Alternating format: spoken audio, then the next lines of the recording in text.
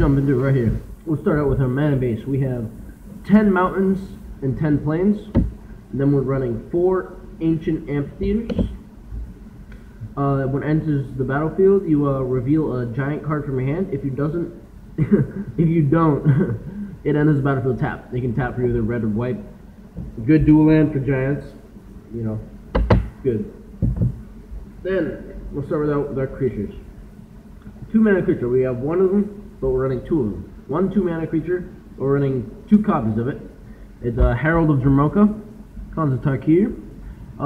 Warrior creatures you control have vigilance. Now a lot of giants in here you'll notice are warrior, so it gives them vigilance. You know, very good. Also good early game creatures because a lot of the giants are high mana cost. So it's very good to have creatures out early to help trump block if you need against aggro decks. Next, the most important card in this deck, in any Giants deck, rank 4 of them. Stink Drinker Daredevil. 3 mana, giant spells cost 2 less to cast. 2 less. That's a 1 mana blind spot giant, or it's insane. Yeah, so Stink Drinker Daredevil, very good, beautiful card. I like the art to it. It's a goblin stealing this giant's tooth. I don't know if you can look at that. It's funny. This is a missing tooth giant running after a goblin. It's quite hilarious. Next, we run 3 blind spot giants. I just mentioned that earlier. It's a 4/3.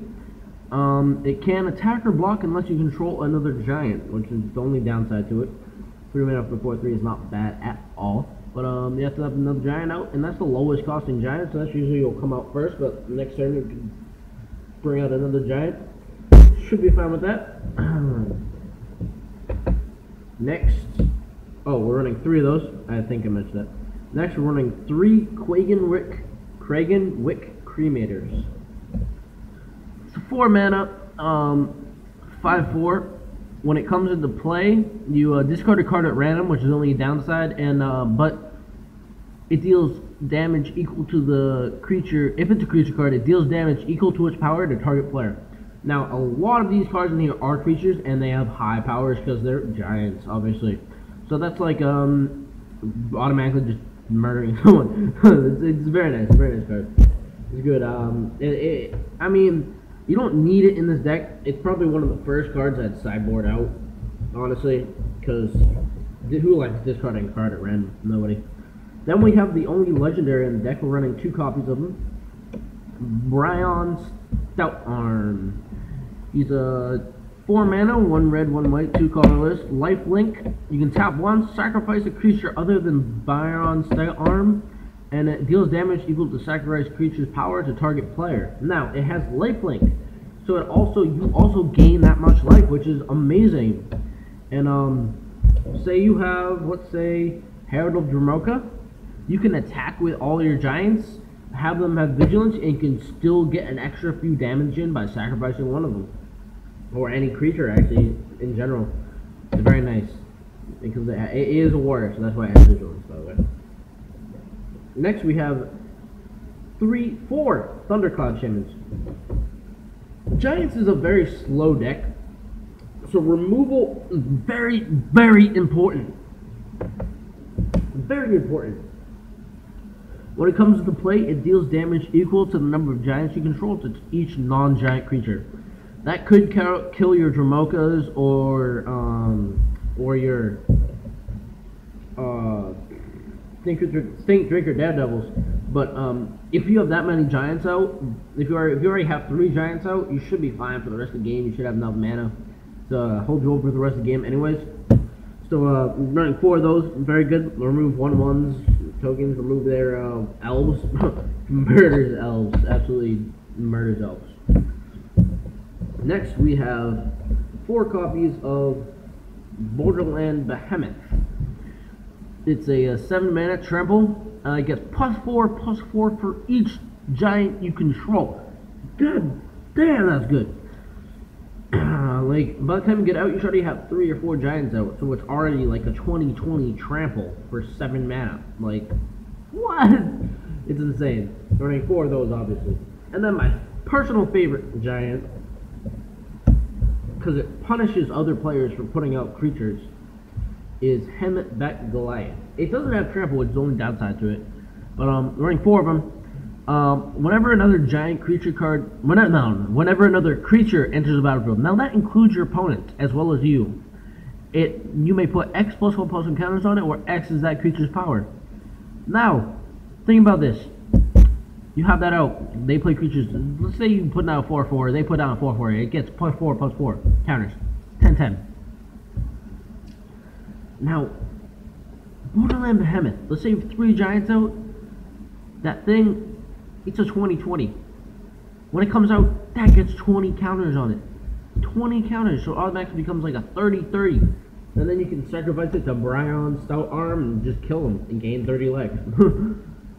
It's a nice card, very nice card. Now we get into the instants and sorceries. These are one of the most important parts of the deck. Like I said, it's a very slow deck, so therefore you gotta have a lot of removal. Hence, 4 lash outs. 2 mana does 3 damage to target creature, and you clash, and if you win, it deals 3 damage to that player. For those of you who don't know what clash is, I'm very old, back in Morrowind, about like 7 years ago, when I started playing actually. Each clashing player reveals the top card of his or her library, then puts that card on the top of the bottom. A player wins the clash if his or her card has a higher converted mana cost. Now, you're playing giants. That's a 7 right there, converted mana cost. Not likely that many people can beat that early game. Oh, actually, no, it's not even early game, end game. Very, very unlikely. So it's like basically doing 3 damage to a creature and a player for 2 mana. Very nice card. It's like Searing Blood, actually. That's what it reminds me of a lot. We're running 3 Crush Underfoots for the removal of pesky creatures. Gotta have a giant out though. That's the only thing. You choose a giant you control, and it deals damage equal to its power to target creature. So, did I mention that could be a 30/30? Yeah, any creature dies on impact. Basically just stomps the heck out of them. Then we're running 3 of these crib swaps. Oh yeah, I forgot to mention, this is a tribal instant for giants. So Stink Drinker Daredevil does reduce the cost of it, and so it will become 1 mana. It's not the same for Lash Out though. That is not tribal. It's just an instant. This is also a tribal instant, but it's Shapeshifter. But for those of you who do not know, Shapeshifters are all creature types at every time. The Changeling ability right here. It's all creature types at every time. So, you can remove target creature from the game, and its controller puts a 1/1 colorless 1/1 colorless Shapeshifter creature token into play. So you just remove a creature, give them a 1/1. Good card for removal early game.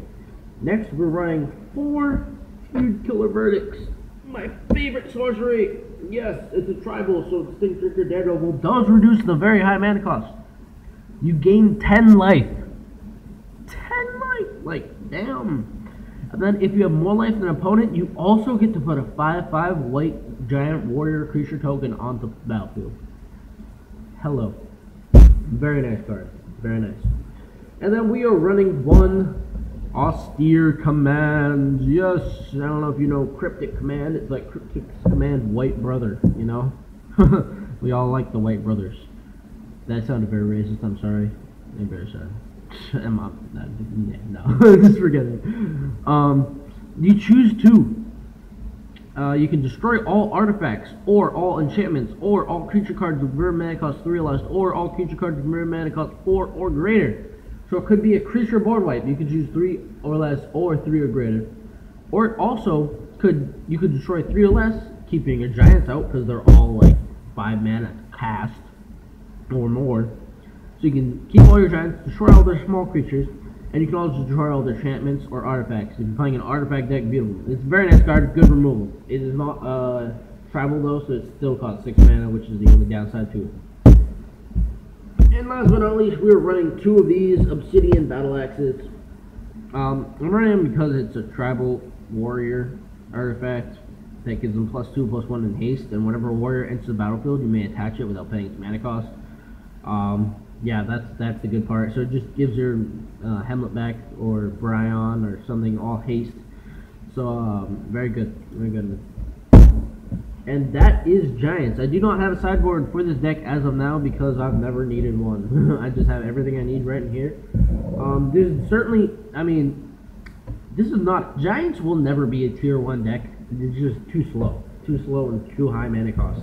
But if there was a tier 1 Giants, I would say I pretty much have achieved tier 1 Giants. This is I've basically won almost every game I've played with this deck, except for against like elves and stuff, where they just mess you up. But yeah, so that's Giants for you. I hope you enjoy the video. Please drop a like and maybe a comment or two. Comments are always nice. Comments are fun. I like commenting. I'm getting off track. Alright, have a great day, guys. Later.